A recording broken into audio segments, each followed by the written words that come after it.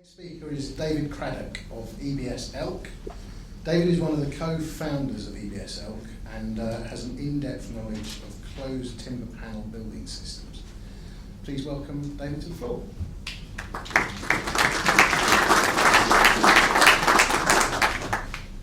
Good morning, everybody. I'm not sure if you can hear me with this mic. Does that work? Yeah, good. As Alex said, my name is David Craddock. I'm Technical Director for ELK Building Systems. I'm here today to give you an explanation or an introduction to closed timber panel building systems. Now, we're all developers in some form or another. We've all used different forms of construction. We're all probably aware of the significance of timber coming into the marketplace, and we may well, some of us have used timber frame, some of us have used structurally insulated panels, and some may well have used CLT or glue lamp construction. Closed timber panel systems is a totally different type of construction, whereas timber frame is very much open. It's not closed. It's open. This brings so much more to the whole production process. It's industrial in that it. I thought I'd show you this video. Hopefully it'll play. Actually, will it? Give it a go. Give it a go. If it doesn't, I'll tell you this. This is a 300,000 square foot facility that one of our 4 factories. It produces about 700 houses a year. It's run on a production line basis where you have external walls, internal walls, floors and roofs all being produced through highly controlled automated processes. So what we in essence do is bring all the materials to one end of the factory process. They're carefully processed down those production lines, so insulation, frame, external cladding, plasterboards, electrical conduits and cutouts, sanitary installations are all provided within the actual factory production process. We then transport those and bring them directly to site. What that does is it gives us tremendous amounts of benefits.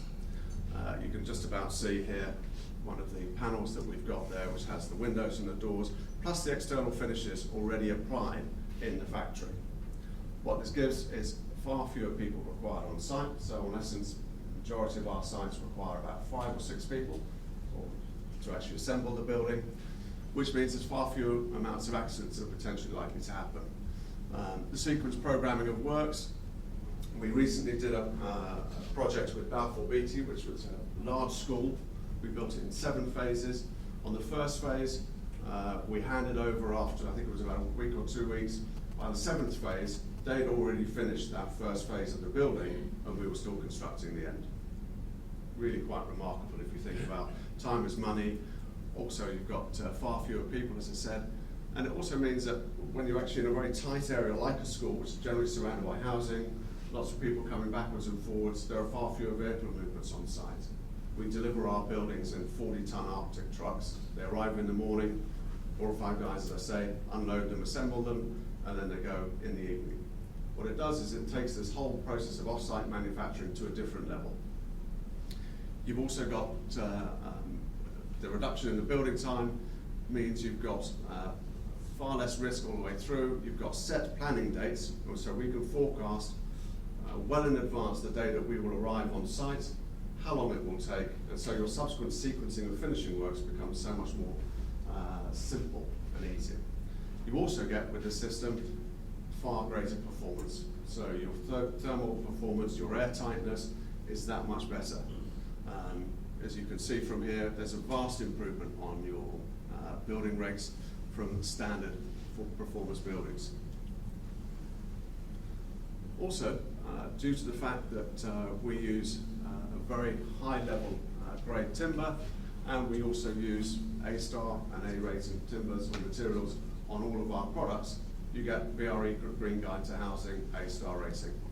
And also the key point here is we talk about waste on site is about 25%. In the manufacturing process, 2%. And then what is wasted, we then put into containers, send back to the manufacturers, and then they recycle that again. So it's very, very nominal. Also, our buildings produce less CO2, so there's small amounts of renewable energy required to reach emission targets. This was clearly demonstrated to us on a project that we did about 4 or 5 years ago when Code for Sustainable Homes was just coming in. They had to produce 20% reduction on CO2 on their building. They didn't have enough roof area to actually put the PV on. When they used this system, they were not able to reduce that so that they had enough roof, but they also enabled them to create a roof terrace because they reduced it to such an extent. So because you've got less CO2, you've got less renewable energy systems, and combined with that, because you have less energy, you need less energy to heat it. So because they're so thermally efficient, things like MVHR systems, mechanical ventilation, heat recovery systems, are used in all of our buildings. Something that you have to do, you have to move the heat around and out of the building. It's not about trying to put heat in, so everybody asks us, do we need to put underfloor heating in? What type of ventilation probe things do we need to install within the buildings? It's not, it's about getting a level of comfort that works with the building, and that's generally by pushing and pulling the air through it. Talking about health and safety, I mentioned earlier, because you've got far fewer workers on site, it means just things like the scaffolding. You've got nothing going on the scaffolding. The building is already pre-finished when it comes, so timber cladding, zinc cladding, render is approved and already applied in the factory. All of these elements reduce not only the work that's done externally on the building, but also it enables you to focus on the internal elements and finishing of the building. We did a couple of houses recently for a client. I'll show you a picture of them a little later on. He'd laid the lawns, he'd done the fencing, he'd done the slab, he'd done the curbs of all of his driveway. The only thing that was missing was his house.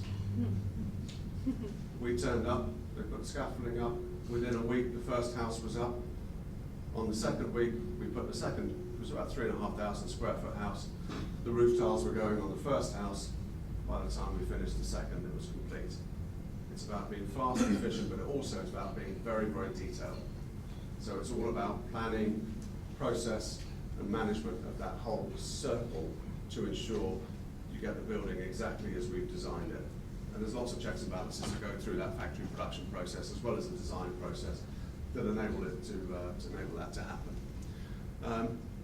Mentioned at the bottom, it's constantly reviewing processes and procedures. Now that's not only about with our main contractor partners, but it's also in-house to ensure that what we do is we learn from every project that we do, how we can do it better, ways that we can manage risk, reduce risk, guarantee certainty of delivery.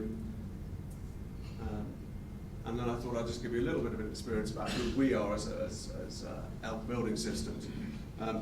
This system is not common in the UK, whereas in Central Europe, predominantly Northern Europe, it's very, very common. It's been going around for 40, 50 years or so. Fertig House is a system that's used for consumers buying their own individual off-site manufactured housing. This demonstrates a little graph about how that area has grown. We as a company have been building sort of upwards of about 1,500 to 2,000 houses a year using this system, going out into the consumer market, not the developer market. It's a totally different type of area. What that's done is it's meant that the consumer has been very demanding in their requests for higher quality and better finished buildings. So we've had to up our skills and up our delivery to enable that to happen. We have 4 manufacturing plants in Austria and the Czech Republic, but we also have our own window and door factory, because every panel comes with our own windows and doors included within it. So whether that's wood aluminium, whether it's UPVC, whether it's UPVC aluminium or wood, they're all enclosed within that construction panel. And it's a shame because this really encapsulates everything about what we do. And I hate to say it, with off-site manufacturing, as some of you have seen, you won't appreciate the value of it until you actually see one of these videos. But in essence, this was 2 blocks that we did in Oxford. It was 200 student union rooms.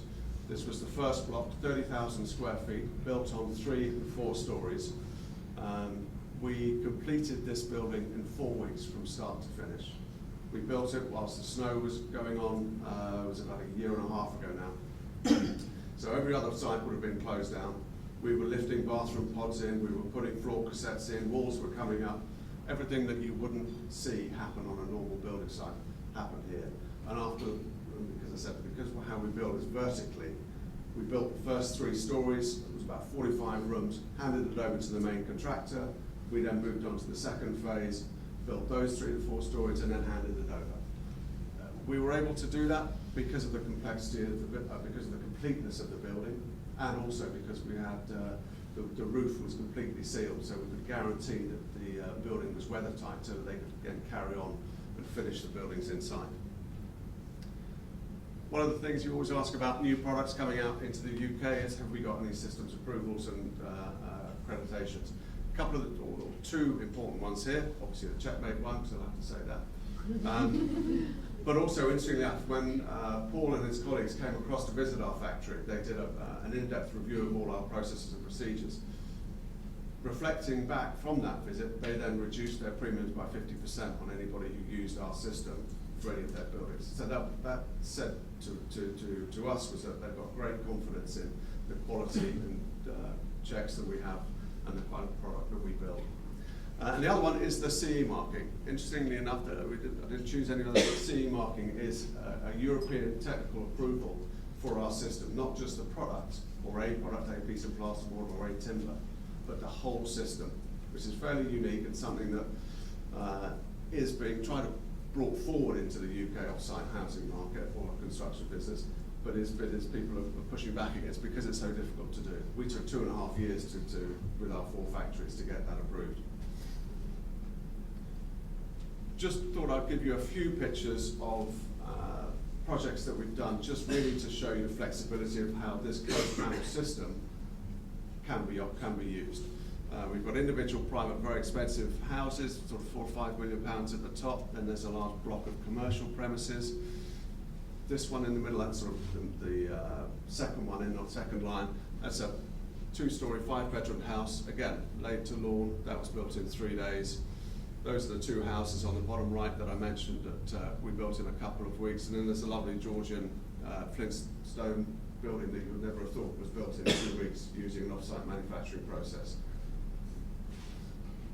Another one, so that's the block of flats on the top left-hand side that I mentioned. We reduced the roof, the PV on. And here are just some of the larger ones. We're doing a number of schools now for Balfour Beatty, which have been very, very successful. Some other student accommodation buildings for McLaren, and other ones for A2 Dominion. And you can see all of those. You've got render on some, you've got Trespa cladding on the outside. What we're trying to do is dispel the myth that off-site manufacturing has to be a box or has to be a certain shape and size. These buildings, for instance, the one we've got another school that we've recently done, again with Balfour Beatty, was integrating cross CLT floor decks within the building structure. So now we've got 2 different forms of timber construction coming together to create a hybrid system, which is quite exciting in many ways, because we may well be able to start taking this to go up to 8, 9, 10 stories with CLT encapsulated by a closed timber panel system. So we're looking at researching and developing new ways to use off-site manufacturing to enable you as developers to deliver your buildings more quicker, more efficiently, at a fixed price, at a fixed period of time, which is what off-site manufacturing is all about. This was that project you were going to see the video of that shows you the 2 blocks. You get a feel for the type of volume of the buildings now. When I said that was built in 4 weeks, I remember walking around with an architect on the top floor of that one time when it was just after we'd finished, and he and his colleague were looking at each other going, did he say 4 weeks? Yeah, no, it was 4 weeks, because you would not believe how quickly these things can go up. We were very pleased with that particular award. And then this was another one of those sort of spectacular houses that we did, that we won the Ideal Home Show award for. Really trying to dispel the myth that don't pigeonhole off-site manufacturing and don't pigeonhole closed timber panel. It can be anything that you want it to be. Obviously, it has benefits in being as replicated and as simple as you can, but it's a different type of construction. So wherever you look, don't be closeted about thinking it only has to be done in one particular way. Closed timber panel is a great opportunity to deliver buildings in a very efficient, cost-effective manner. So thank you very much indeed for listening. I hope you learned a little bit. There are lots of videos on our website if you want to see the real thing coming through, but sadly not today. Thank you.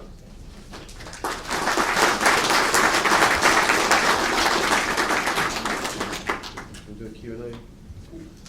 Yeah, are there any questions for David? Yeah. Do you have a panel of building control and CDM people that are familiar with the speed of construction? Yeah, I mean, all of the warranty providers out there at the moment are very familiar with it. We've worked with Checkmate on a number, LABC, Premier, so you can go to any one of those and they will be familiar with the system, yes. And it's one of the ones that, as I say, within the Structural Timber Association and within timber, as I say, there are a number of different, I suppose, categories. Closed timber panel is one which I think is starting to gather pace, but it is known about most definitely. The advantages of off-site production are obvious, but what are the main differences between closed panel and SIPS panels? Quite a lot, actually. SIPS is purely an insulated panel. Closed panel comes with a plasterboard already fixed to the interior. All of the electrical conduits and cutouts are already done in the factory. Externally, it's already got external finishes. So for instance, the render, if you're using a render build, that's already applied in the factory. Timber cladding is applied in the factory. SIPS is purely a structural insulated panel using a polyurethane-based insulant, which in some schools is not necessarily seen as particularly environmentally friendly. So, you know, it has a place, but it certainly doesn't go the whole journey. I would say this is a SIPS plus. And how do you accommodate different types of external cladding, such as stone in rural areas and so on? That's like a dressing, it's just a coat that you put on. What we look at is the main fabric of the building. So stone, as you saw from that Georgian house there, that was just a facade that was brought up around the outside. Yep, sorry. I think you had a slide before on it, but I missed it. What was your lambda value? Sorry? The lambda value. The U values are 0.13, 0.14, 0.15, and then the lambdas will go from 0.2 to 0.02 to 0.04. So the thermal bridging is very, very low. Yes. If I asked you to build a block of flats for me, where would you start and stop? You mentioned a main contractor. Would you do the whole thing, or? No, we start with the slab. So you provide a slab to us with a tolerance of plus or minus 5 millimeters. We will then arrive, we'd build the building up to an agreed specification, and then we would leave. So we purely do the manufacturing. And the building will be finished by the time you leave? When we leave, if it's a flat roof, then the roof will be finished. The elements of the external works that we've agreed that will be within our package of works will be completed, yes. And then we hand over to you. But depending on the size of the building, we will also hand over after the third floor, we'll hand over the ground floor. If we're building 6 stories, we'll hand over the ground floor. So as I say, as long as there's a separating floor in between, so we can sectionally hand over elements of the building. Okay, so what would the main contractor have to do after you? All traditional first and second fix works internally, and whatever external works we haven't agreed to. You're just providing a carpet then? Correct, absolutely. Okay. So you would have seen on the video that we do wiring, again, in Central Europe. We do the wiring in the factory, and we do sanitary installations in the factory as well. But it's about engaging with people on a journey. To start off with, we don't do that because it becomes an element of complexity which is possibly a little bit too great to really value and appreciate. So we bring the buildings in to start off with. Maybe on your second or third building, we would then start to introduce those elements to it. A couple of questions. One, how would the cost, do you think, compare to traditional build? Obviously, we've seen the speed is far superior. And how much has this taken off in the UK? What percentage do you think is used this method, and why has it taken off more? So, on the cost is cost neutral to traditional building. I wouldn't say it's any more or less expensive. I think once you get into understanding all of the various different cost benefits that there are, not only about time but also management. Instead of having 25 guys on site, you've only got 5 guys on site to manage. Ordering and collecting and managing material. There are all manners of different areas in which you can look at cost savings rather than just on the cost of a piece of plasterboard compared to another piece of plasterboard. We think there's a saving of about 7 to 10% if you manage your site correctly and you take into consideration cost of financing, cost of being able to opportunity of being able to do more developments in the same period of time that you would do with using traditional. In relation to why has it taken off, it's interesting. There are clients of ours that once have done it once, we'll do it again and again. Getting people to come over the line is always tricky, but we've done this with Balfour Beatty, we've done a large school with them, we've now got 3 others on the go with them. McLaren, they've started with 1, we've now got 2 others on the line with them. Contractors that we're doing with A2 Dominion, for instance, we're on our 4th or 5th project with them. So it's, the client who had those 2 little houses with us that I told you about earlier on, he's on his 2nd project with us. He's just started his 2nd, we've got a 3rd one coming from him. It's once you actually appreciate the value that it brings, it's about not necessarily always viewing it from a quantity surveying point of view, it's actually appreciating the whole benefit of this system. And so there's lots of value to be had from outside just purely the cost of our particular product. Anything to prevent you doing hospital? Nothing at all. We've recently had our internal plasterboard has been tested for severe duty rating, which was interesting because it's an 18mm plasterboard. So for schools, for instance, you need to have that robustness. And unlike, so it's, We don't know. but it's similar to housing, so sorry, similar to schools, so yes, we can. These must easily fit into BIM models, presumably. Yeah, very much so, because everything that we work is very computer generated, so BIM modelling for us is a very simple transition from what we do at the moment directly into BIM, because every item has a code that can easily be fitted into BIM. You mentioned school projects a couple of times. Yeah. What's your standard pre-construction period like? Obviously on site it's really quick, but how long does it take from the point that you get the commission from Balfour Beatty, for example, to the point that it's designed and manufactured? And Generally we would work on between 2 to 3 months. It can be longer. That's from the point where you're starting at The design stage. So we would have obviously reviewed the project well before that. So we'd have gone through some communication prior to that point.